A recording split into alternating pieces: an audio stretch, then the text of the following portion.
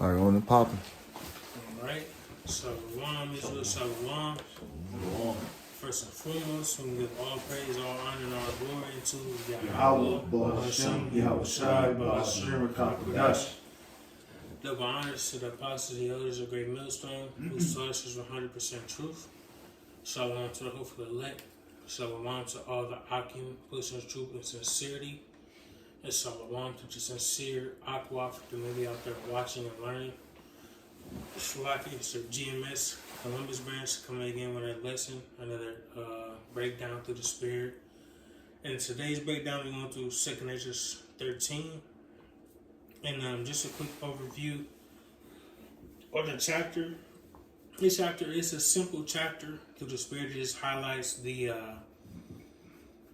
coming back of Yahweh Shai, and the destruction ultimately, and destruction that he's going to bring, because a lot of these different religions and everything, they expect Yahweh Shai, or what they call Jesus Christ, to come back with some light affliction, when they sort of come back and have this salvation for the whole world, and all these people, all these Christians that call him Jesus Christ. See, but it's contrary to that. When Luke it speaks about the Lord coming, it would just say, I come to give you peace, rather nay, division. The Lord's coming to bring that division, in these last days. And when Yahweh Shai comes, he's coming with destruction. You see? So, Lord willing, you're Jake on the read. 2 Corinthians 13, starting at the top. Real quick, let me get it. Yeah. Are you ready? Yeah, I'm ready. 2 Corinthians 13:1. And it came to pass after 7 days, I dreamed a dream by night, and lo, there arose a wind from the sea that had moved all the waves thereof. So pretty much, it's a continuance from the 12th chapter.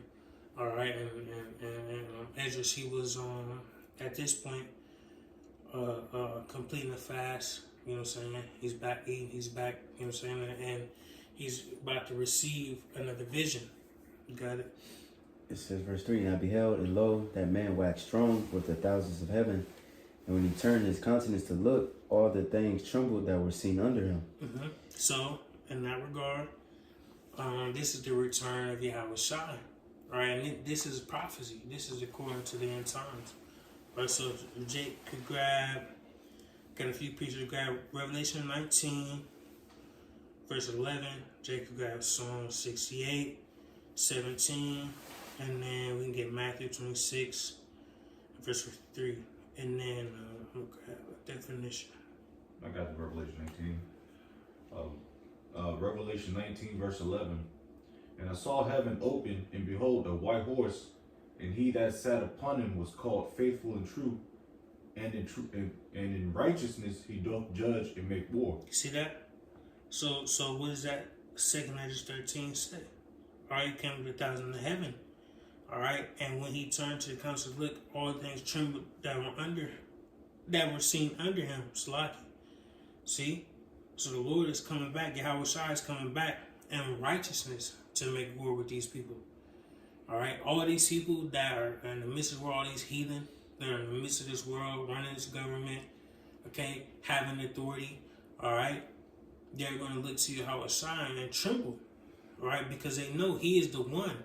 He is the one and only begotten Son, all right, to judge and make war in righteousness. You see?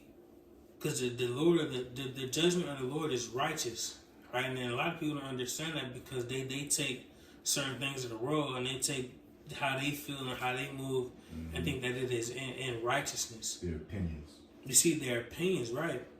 You see? But at the end of the day, the Lord is going to come with the righteous judgment because the Lord has seen all the atrocities and the things that this world has came about. All right? He's going to do everything in righteousness. You see? Jake got Psalm 68, 17. Jump to 14, Paul. Or just read the 14. Read 2:14, you said? Mm-hmm. All right. Just it go right into it, the brother going into that 2nd Letters 13 to 3. Back at Revelation 19:11, verse 12. His eyes were as a flame of fire, and on his head were many crowns. Oh yeah. And he had a name written that no man knew, but he himself. And he was clothed with a vesture dipped in blood, and his name is called the Word of the Most High. And the armies which were in heaven followed him upon white horses, clothed in fine linen, white and clean. And that's pretty much talking about the whole chapter of 2nd 13 about how Yahushua would come down with the host, the armies of the Lord. Right, like it said, and I beheld and lo, that man waxed strong with the thousands of heaven. That correlates right with Revelation 19, the whole chapter really. You know what I'm saying? But in particular, the 3rd verse of 2nd Letters 13 and the 14th verse of Revelation 19. Like I said, and the armies which were in heaven followed him upon white horses, right? That heavenly host is going to aid Yahushua in his conquest to reclaim planet Earth and to destroy the wicked. You know what I'm saying? Destroy those who are slated for destruction. That's it. It's like it don't get that Psalm 68. I don't know how I got that. Oh, I said 17. Okay, yeah. Psalm 68, 17. I said 14, Salaki. Psalm 68, 17. Psalm 68, 17. The chariots of the Most High are 20,000, even thousands of angels. The Lord is among them, as in Sinai, in the holy place. You see, so when you go into them chariots and you go into how much He's going to come with, and Lord willing, I believe I got that. Going into the legions of chariots that the Lord is calling to. I want to go into that word, legions. Oh yeah, that's in that's in Matthew. I think that's in Matthew. 70,000. Matthew 26. Yeah, Matthew 26. Yep. Want me to get it? Yep, I got that on here. Matthew 26 and verse 53. Yep. Yeah. Matthew 26:53. Thinkest thou that I cannot now pray to my Father, and he shall presently give me more than 12 legions of angels? So I'm going to go into that word, legions, real quick in the blue letter, just to show you the vastness of these legions of angels that Yahweh can call. This is in the blue letter. It says a legion, a body of soldiers whose number differed at different times, and in the time of Augustus seems to have consisted of 6,826 men.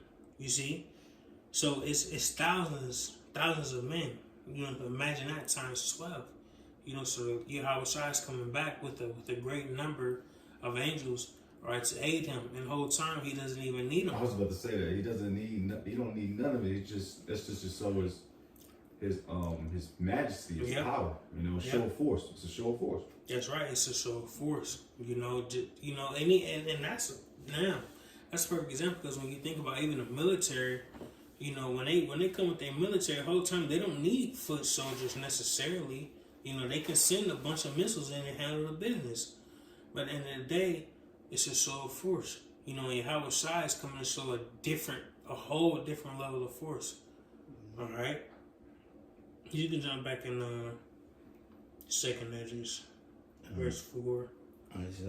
Verse 4 says, and whensoever the voice went out of his mouth, all they burned that heard his voice, like as the earth faileth when it feeleth the fire. Right, so that's simply going into, it doesn't mean that, Yahweh Shai is going to come and breathe fire out his breath. It's gonna come through chariot fire.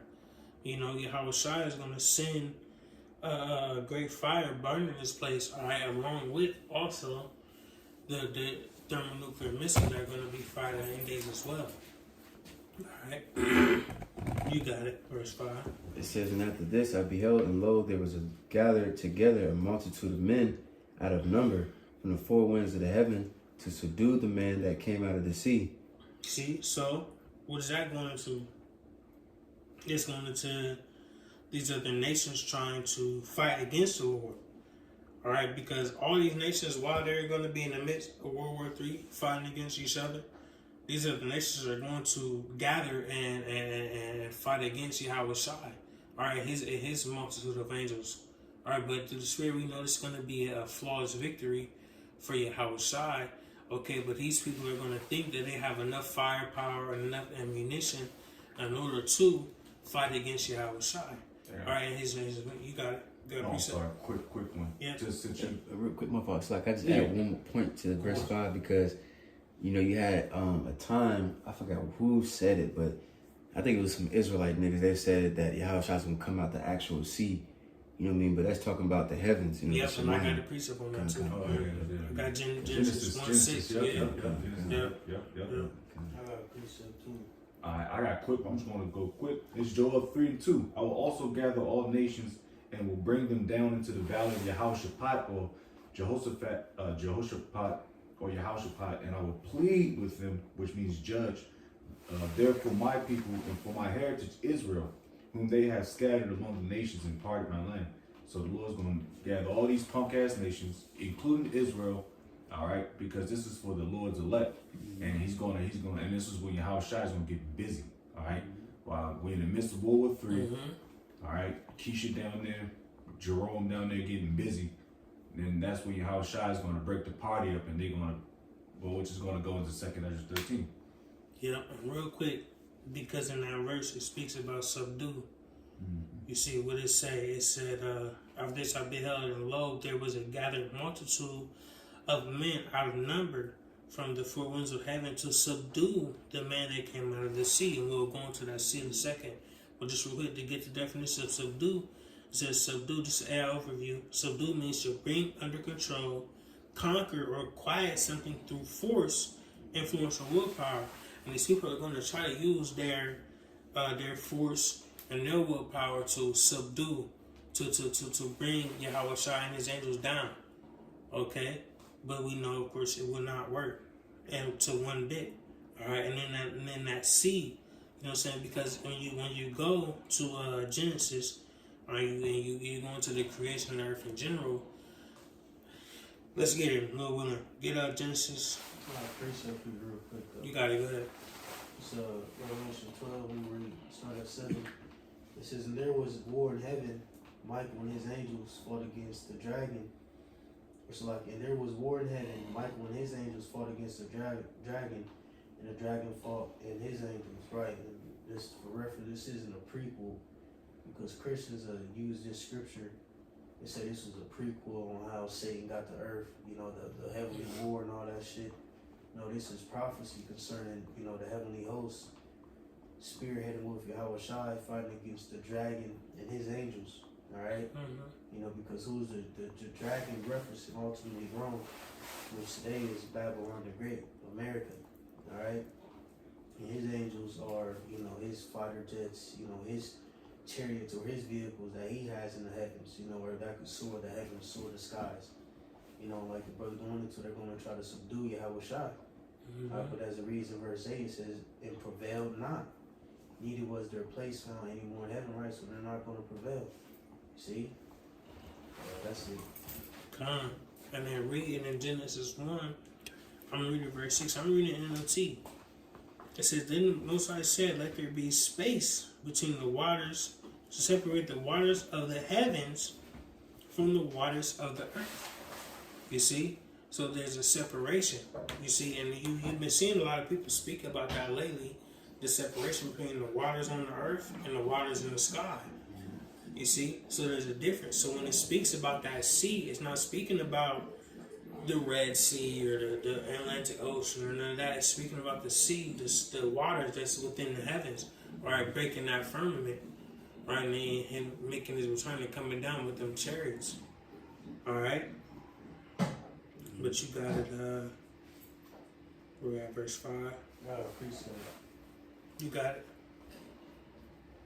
Real quick, this is Habakkuk 3, and I'm gonna start at 3. It says, "The Most High came from Teman, And the Holy One from Mount Paran, Salah, his glory covered the clouds. Or Salah, his glory covered the heavens. Right, ultimately, Yahweh shall return. Okay, and his glory, covering the heavens. Alright, going into those chariots. And the earth was full of his praise. And his brightness was as the light. He had horns coming out of his hand. And there was the hiding of his power. Right, when we go into that word horns, it literally goes into beams. Mm-hmm. See? So, Yahweh Shai is coming in those chariots, and he's literally going to be shooting beams or rays of light, all right, or concentrated fire out of those chariots, all right? Verse 5, it says, before him went the pestilence, and burning coals went forth at his feet.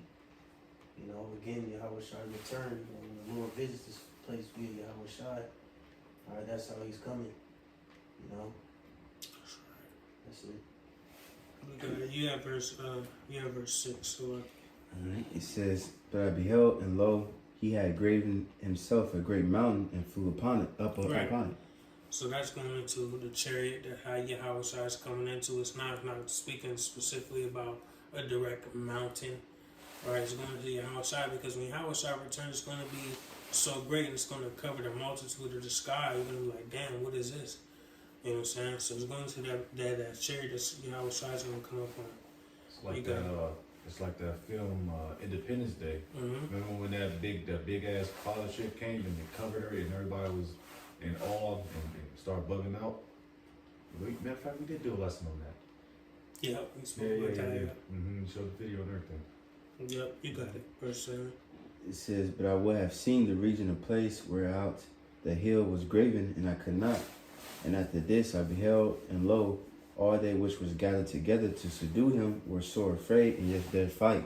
See, so when these nations are gathered together, all right, mind you, when Yahweh Shai comes, we're going to be in the midst of a heavy World War III. All right, all these nations are going to be in the midst of fighting within each other.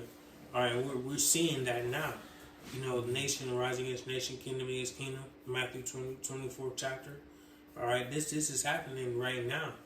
And of course everybody will say, okay, it's been happening, but it's happening heavily right now. And like I speak about as well, prophecy happens in manners where a lot of people cannot understand. People will see all these wars and different things going on and think because they die down that it's not leading to something greater. All right, a lot of these wars that are going on right now has been brewed up for years and years and years and years. All right, so we're in the midst of a lot of wars and a lot of things going on right now. You see, so dealing with these things, right? These people are going to be fighting amongst each other, okay? And when Yahweh Shai comes back, they're going to be like, damn, we got to get together and fight against this force. What is this force that we're fighting against? Okay? And they're going to turn their arrows and try to fight against Yahweh Shai. You see, and try to fight against his chariots and his angels. All right? Why do you think they created the Space Force? Mm-hmm. To monitor the skies higher than the Air Force. That's right. See, they put all these things in place for a reason, and I've been getting many articles that are going into these UFOs and different things. It's a reason why they're getting these sightings. It's a reason why they're seeing these things. Right? It's a reason why they're speeding up certain things. Right? This prophecy is speeding up. And I just listened to the spirit on that H virus that's going on around right now. Mm-hmm. These things are happening at a rapid pace. All right, that H virus is going to overshadow that Iran situation real quick. Mm-hmm. You see, just like every other situation, they send something else to overshadow the one situation.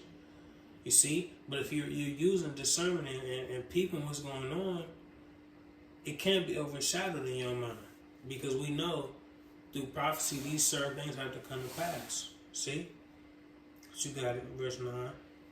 Real quick news update. 4 hours ago, the New York Times, Pentagon released its file on UFOs.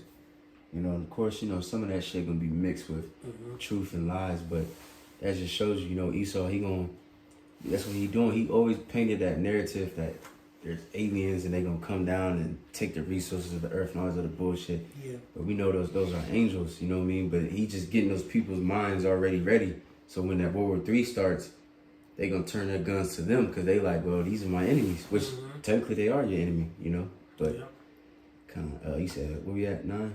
Yep, and now think about that though, because they're gonna turn them.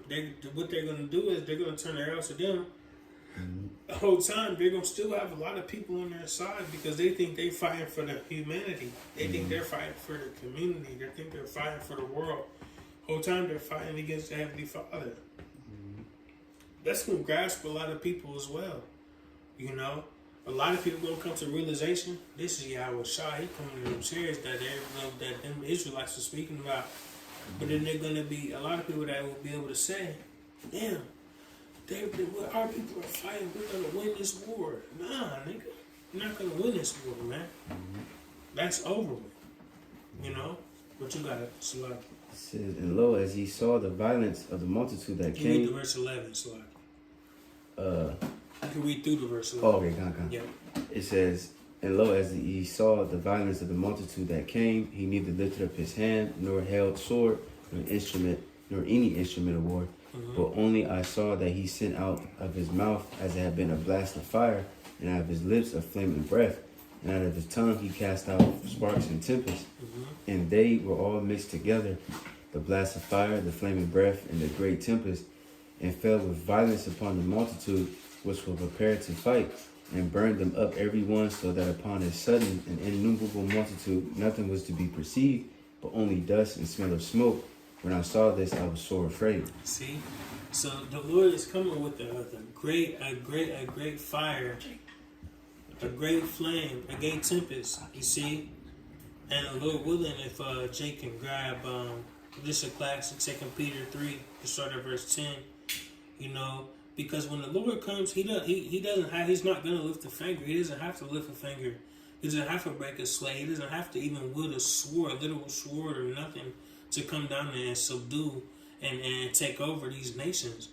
The Lord is going to come with his chariots and rain hellfire on this place, man. You see, these people's own nukes are going to be falling within on themselves, and destroying this place, man. You see, so at the end of the day, Yahweh Shai doesn't have to come and do nothing crazy. All right, he's going to send that concentrated heat in which that 2 Peter 3 is going to go into that fervent heat. That's what I want to go into, that fervent heat. You know what I'm saying? Melting the elements. The very elements that we breathe in, the very elements that we are going to be melted. See? I got it. Yep. But it's the principle, Mm-hmm. You know, it's the principle. You know what I mean? Facts. You can send me to do the shit. You feel me? Whole camp of Columbus can just knock this whole place out, Man.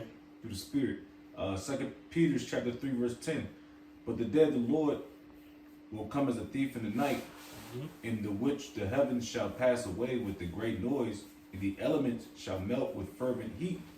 The earth also and the works that are therein shall be burnt up.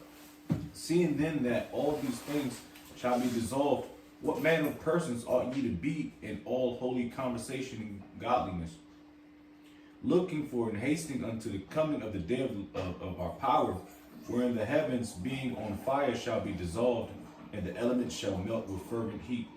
That's right. Let me get this definition. For fervent, it says marked by great intensity. You see, it's a great intensity that this heat is coming with. All right, and you can't take that lightly when we're dealing with Yahweh Shem Shai. All right, the Lord is coming with a great intensity and everything. All right, so take that seriously, man. And mind you, this is Ezra's interpretation, right? But you got it. We're at verse 12. Cool. Yeah, that's gonna come from the mission as well. Fervent heat. Yep. It says verse 12, afterwards saw I the same man come down from the mountain and call unto him another peaceable multitude. Hebrews 13:2. And there came much people unto him, whereof some were glad, some were sorry, and some of them were bound. And others, and other some brought of them that were offered, Then was I sick through great fear, and I awaked and said, Right, so real quick. So it says some were glad, going to elect. It says some were sorry, going to the 2/3. It says, and some were bound, going to the 2/3, or Slaki, going to the heathen, because when we come back, we're gonna put other heathen in subjection as well. All right, and then what it said, some were brought and they were offered, and that's going into scattered Israelites. You know what I'm saying? Just for understanding. But you got it. Verse 14. it says, Thou hast showed thy servant these wonders from the beginning, and hast counted me worthy that thou shouldest receive my prayer. Show me now yet the interpretation of this dream. Mm-hmm. For as I conceive in my understanding, woe unto them that shall be left in those days, and much more woe unto them that are not left behind. Right, so what it said, you can read verse 17 too. For they that were not left were in heaviness. Right, so it says in those days. All right, that's going into 7 AD when 70 AD when Hawashai was on the scene. And what it says, woe to them because they had to deal with the Roman judgment. All right, and also today, and that's going to the next verse. It says woe not left. It says going to the 2/3 because they had to suffer that time, and also the time of during Jacob's trouble. So that's going into now. So you had so like, let me get to it real quick. It says, if you're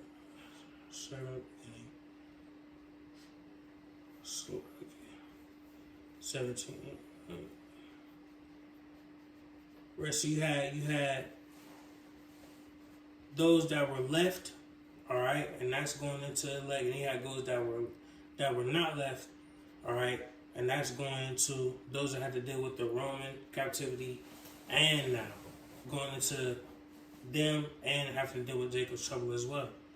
You see, so a lot of Jake, them 2/3, they had to deal with all that shit and go through that captivity and be left behind and feel like pieces of shit. And now they have to deal with today's trouble as well. You see, but just like the Lord told us, the elect, when we go through the shit, while we're gonna go through it, all right, we're gonna be delivered out of it. We're gonna be cool in the midst of these things, all right.